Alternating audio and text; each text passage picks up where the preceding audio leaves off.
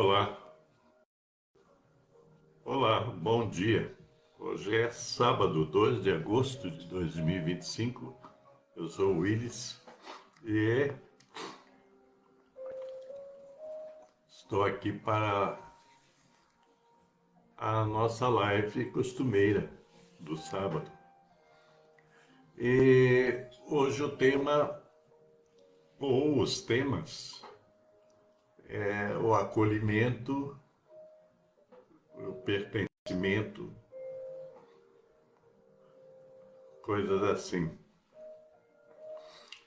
Algumas palavras como acolhimento, pertencimento, de repente as pessoas começam a utilizá-las. Muitos utilizam-nas de forma mais consciente, outros as utilizam de modo um pouco superficial. Talvez porque nós estamos naquela de virar moda, né, de modismo. Então, de repente, todo mundo fala de acolhimento, de pertencimento, e vão por diversos caminhos falando sobre isso. Infelizmente, muitas vezes, eu já falei, é de modo superficial, quer dizer, agora tudo é acolhimento, tudo é pertencimento. E as coisas não são bem assim. É importante observar os vários aspectos dessas palavras que, na verdade, deveriam e devem se traduzir em ações. Então, sentir-se, por exemplo, acolhido é sentir-se aceito, né? Seja numa comunidade, seja num grupo, seja na família, seja na sociedade. Por outro lado, existe uma questão muito relevante nesse momento que nós vivemos, situações de separatismo, onde que as pessoas são excluídas por pensarem diferente, por serem diferentes. Então, o acolhimento é uma espécie de recepção, é como é que você é aceito, né? E então a gente fica pensando, né? Da onde vem isso? Como é que é? E aí eu pego como exemplo desde a da infância, quando a criança, por exemplo, ela nasce e se ela tem quando ela tem um bom acolhimento, uma boa aceitação, né, entre dos pais, principalmente, né, da família. E não, infelizmente, alguns pais não têm esse discernimento, então a criança às vezes é tratada apenas como um objeto. E o acolhimento, ele pressupõe uma aceitação afetiva. Quer dizer, você é aceito ali naquele ambiente, naquele meio, de modo afetivo, de modo carinhoso, de modo amoroso. Nem todos nós tivemos isso na vida e temos. Muitas crianças, às vezes, passam por essa questão da rejeição, por exemplo, né? E aonde que os pais alimentam certas exigências em relação à criança. E isso faz com que a criança, embora a criança, né, não se expresse em determinado tempo da vida, ela não expressa, e nem tem como, às vezes, se expressar, então ela não se sente aceita. Porque se você rejeita a criança por diversas razões, né, com essas educações, por exemplo, impositivas, né, bem normativas, a criança não se sente aceita. E posso dizer para vocês que, por exemplo, o período que eu passei de 2 a 7 anos de idade, de quase 2 anos a 7 anos de idade, adotado. Então ali, nessa adoção, nesse período, eu tive todo o acolhimento necessário e possível.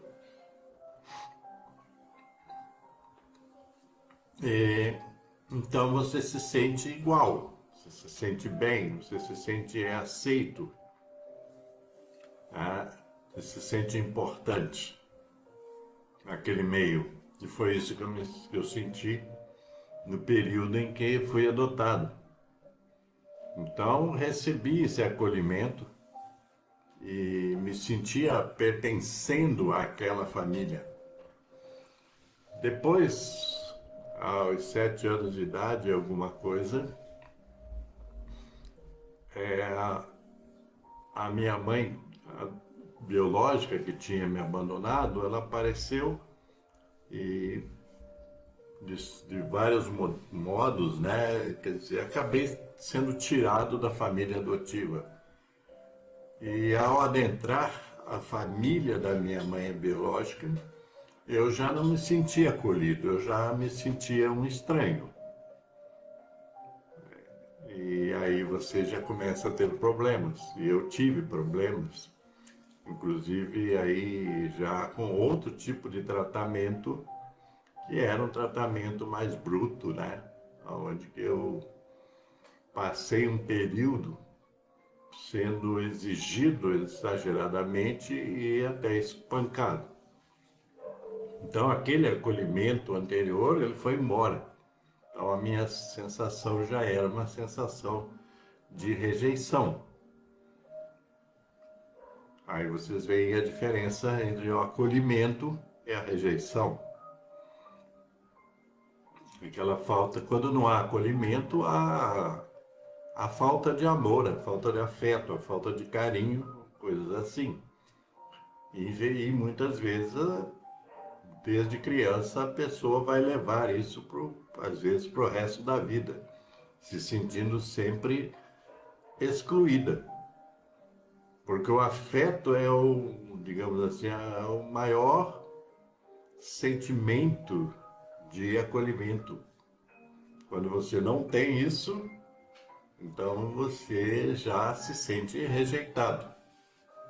E aí vai ter problemas, vai dar problemas e de ordem, principalmente de ordem emocional. Muitas pessoas enveredam, por exemplo,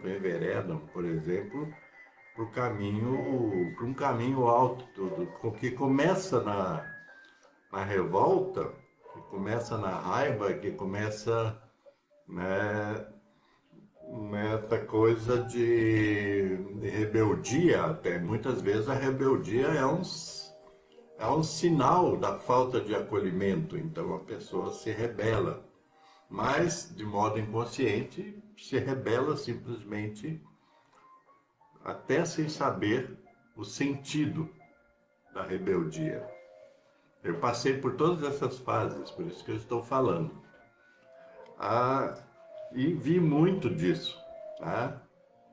Muito disso. Entre as crianças que eu conheci, da minha infância até a juventude, e que foram centenas de crianças, a maior parte tinha esse problema da rejeição.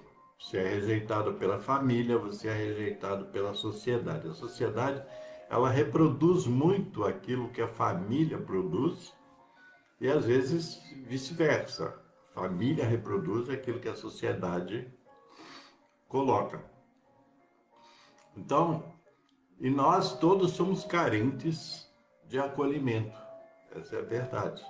Embora muitas pessoas nem entendam isso, a maioria de nós sente essa falta do acolhimento, sente a falta do pertencimento a um grupo, à família, a um grupo, à sociedade.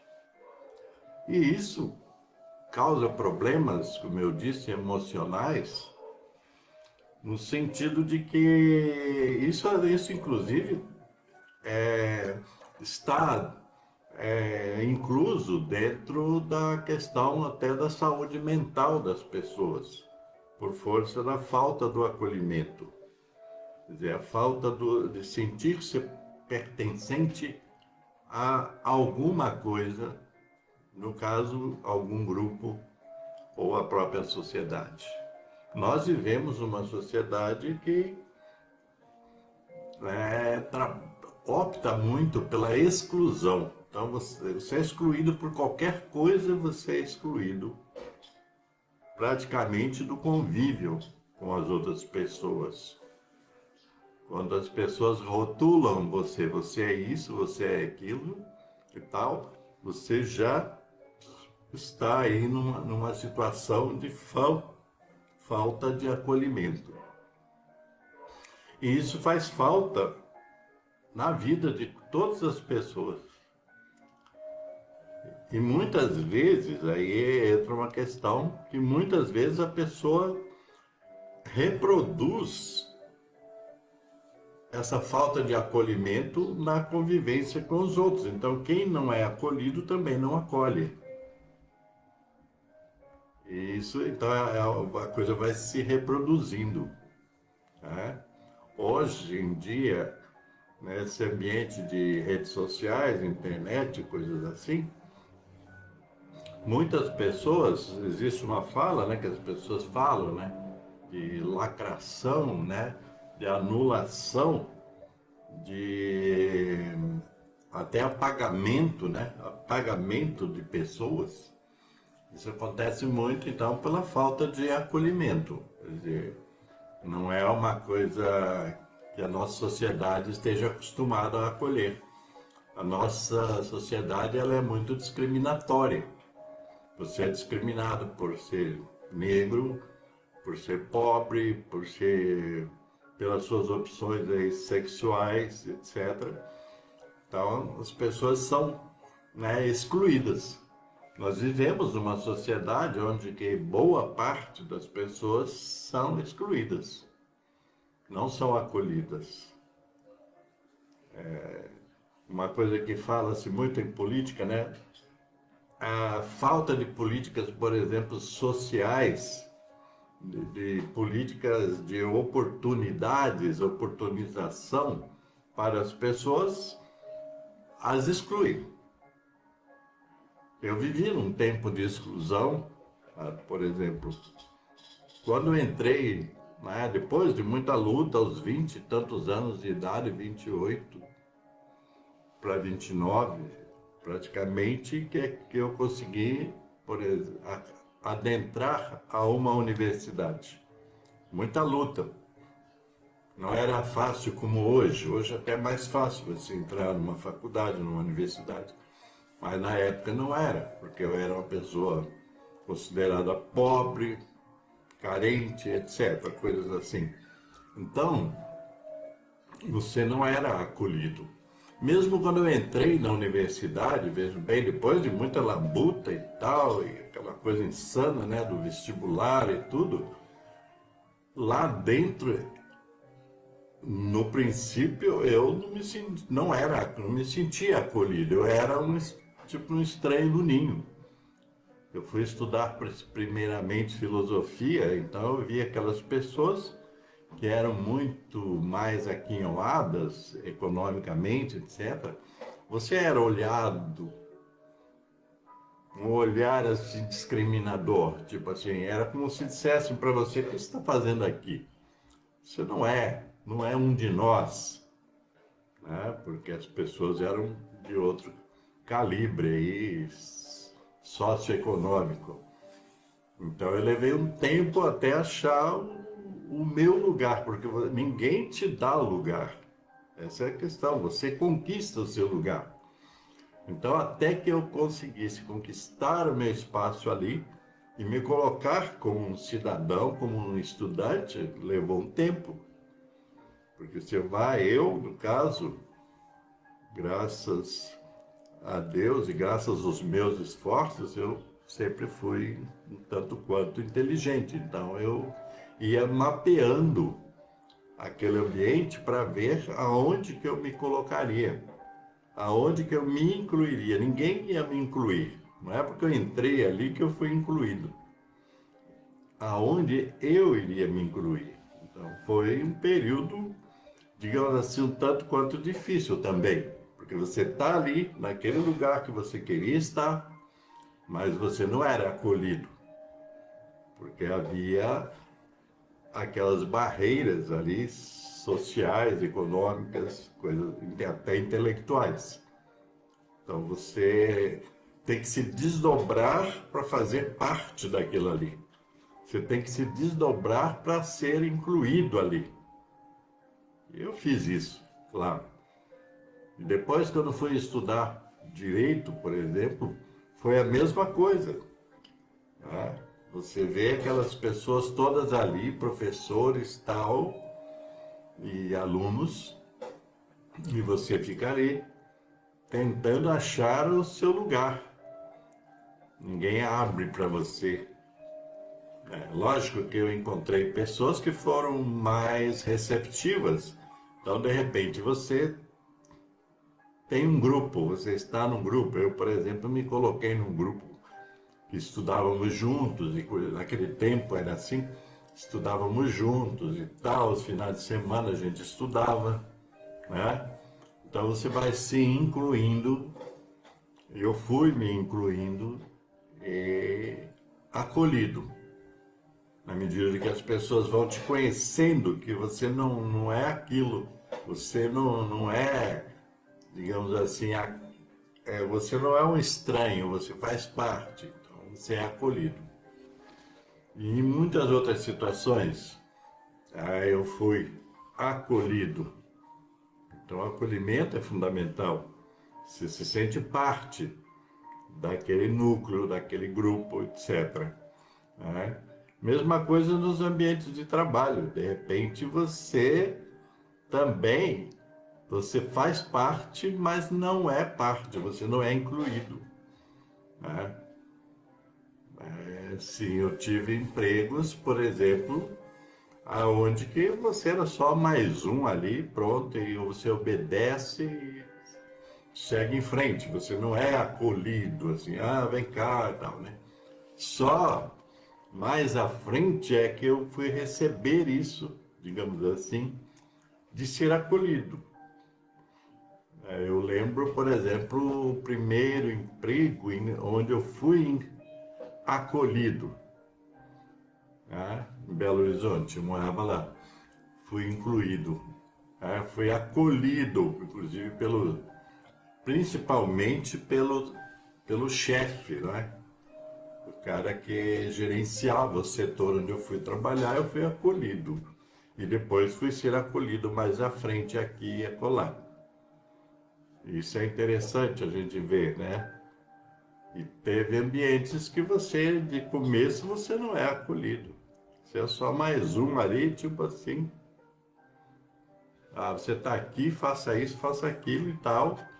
Até você conseguir ser reconhecido pela sua capacidade de fazer algo, de exprimir as suas ideias, de expressar as suas ideias, e de, digamos assim, ser criativo, demonstrar competência para ser acolhido. Então, o acolhimento ele não é só alguém te acolhe e pronto, não. Você também tem a sua parte nesse trabalho, entre aspas, esse trabalho de acolhimento. Porque às vezes você diz assim, vamos acolher todo mundo e tal, mas nem todo mundo está ali para ser acolhido. Também tem isso, tem gente que chuta o pau da barraca, digamos assim, rejeita às vezes, incrível isso, né? Tem gente que às vezes sim, rejeita o acolhimento. Então, age de forma a não cooperar, né, com o grupo, com a equipe, coisas assim. Tem isso também. Um bom, por exemplo, administrador, ele tem que ser acolhedor, mas e detectar as dificuldades de acolhimento do outro ou dos outros. Tudo isso também acontece. Recentemente eu fui fazer uma palestra no ambiente religioso, espiritual, e eu vi as pessoas lá falando muito de acolhimento.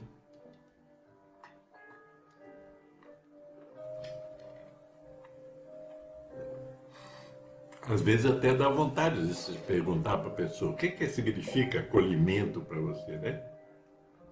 Porque às vezes o acolhimento não é só a recepção, envolve muito mais. Quer dizer, você tem que dar importância àquele que é acolhido, para que ele se sinta incluído ali e possa, digamos assim, se expressar. Não ficar aquele acolhimento meio passivo. Você acolhe a pessoa e pronto. Tem muito disso também, que é preciso. Acolher significa incluir, significa dar importância ao outro e deixar que o outro também se torne, digamos assim, importante, né? E aí se sinta pertencente àquele ambiente, que às vezes as pessoas não se sentem. Ela é acolhida, mas não se sente pertencendo àquele ambiente, porque às vezes a maneira como as pessoas falam, como as pessoas se comunicam com o acolhido, o distancia. Tipo assim, você é bem acolhido aqui, mas desde que você obedeça todas as regras nossas, desde que você creia em tudo que nós acreditamos, coisas assim. Então, é algo que parece fácil, né? Quando você fala, é preciso acolhimento, né? Por exemplo, muita gente não está preparada para isso. Eu observo, eu já militei muito na área da saúde.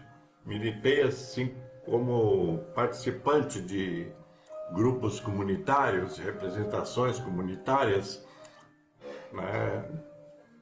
Por exemplo, no SUS, tá? Eu batalhei muito na implementação do SUS, né, aqui no lugar onde eu moro. E observava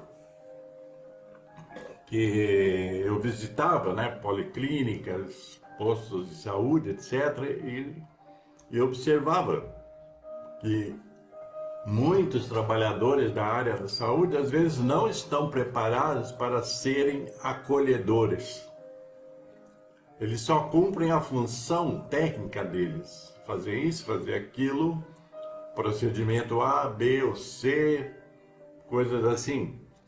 Mas não tem aquele viés do acolhimento, de que esta pessoa que está aqui, ela precisa ser tratada com uma determinada importância, não apenas com mais um número na estatística. E isso acontece.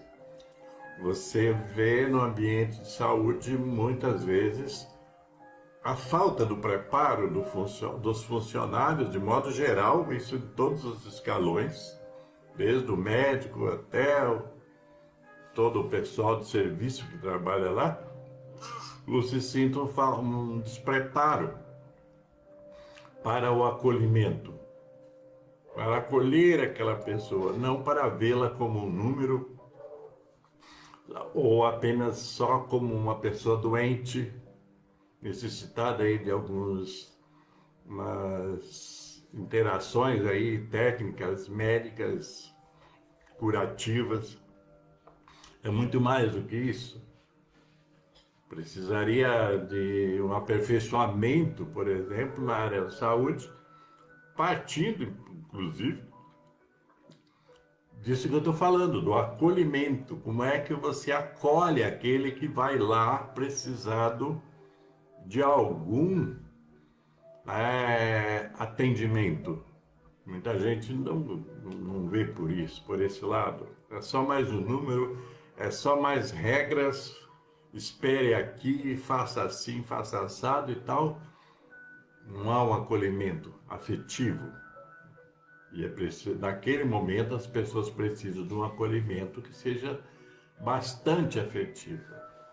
Os próprios médicos, por exemplo, né, você vai no consultório, nem sempre você se sente acolhido lá. Tá? Nem sempre. Às vezes você é tratado só como mais um. Mais um que está na fila, mais um que vai, né? Então não há o acolhimento assim mais fraterno. E isso também não ajuda, às vezes, no processo de cura, digamos assim. Essa cura aí, entre aspas, não ajuda porque se a pessoa vai num ambiente desse precisando de auxílio e ela não recebe esse acolhimento, nem todo remédio do mundo vai fazer efeito. Eu tive uma experiência o ano passado, ou retrasado, eu fui a um médico que já era o terceiro, quarto médico que eu estava indo por uma questão aí de respiratória, coisas assim. E eu cheguei lá e a pessoa era super recomendada e tal, papapá. Cheguei lá, a pessoa me tratou de modo assim muito indelicado e, sabe, não dando atenção àquilo que eu estava falando, explanando a respeito de como eu estava me sentindo. A pessoa já tinha, o médico no caso, já tinha suas fórmulas prontas. Se eu fosse entrar na dele, eu teria até feito uma cirurgia. Compreende? Não precisei fazer. Mas se eu tivesse entrado, quer dizer, um atendimento assim super caótico, sem acolhimento nenhum, eu saí de lá pior do que eu entrei. Depois vinha resolver o problema quase que naturalmente, entendeu? Então, imagina, eu estou lá, estou pagando, estou, etc.